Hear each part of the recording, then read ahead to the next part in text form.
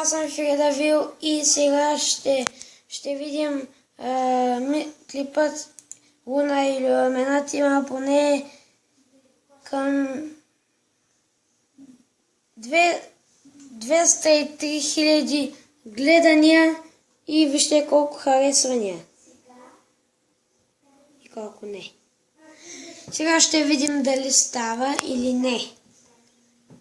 Сега ще пусна клипа, ще усиля до дупка и пускаме. Преди да гледате този видеоклип си сложете очила, защото ще заблести. Луна. Луна има 3 букви. Знаете ли кое още има 3 букви? Точно така. Алф. Алф има круасан на носа. Как е? Круасаните са кафяви. Знаете ли кое още е кафяво? Точно така. Този кон. Луна прилича на кон. Какво? Съчпадание. Мисля, че не. Луна участва в Big Brother. Теле. Big Brother има 16 участника.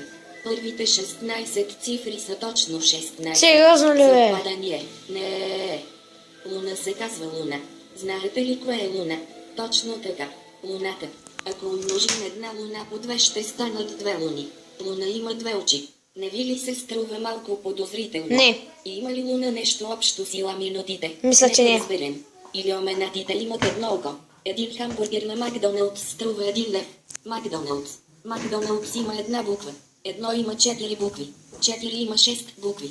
6 има 4 букви. 4 има 6 букви. 6 има 4 букви. 4 има 6 Какво сладка е? Има 4 букви. Млъкни бе майка ти дедо.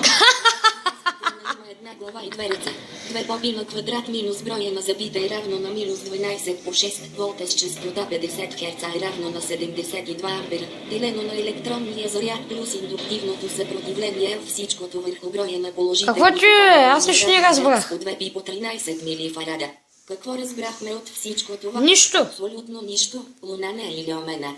Айде лека ви нощ и изчезвайте от тука. Това беше абсолютно тъпо. Тъй. Сега, дали да го харесвам или не? Не. Не го харесвам.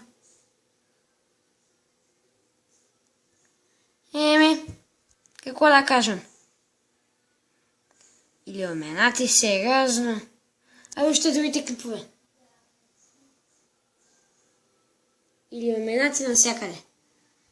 И вижте този. Навсякъде са разпространени илюминати. Това са болни глупости.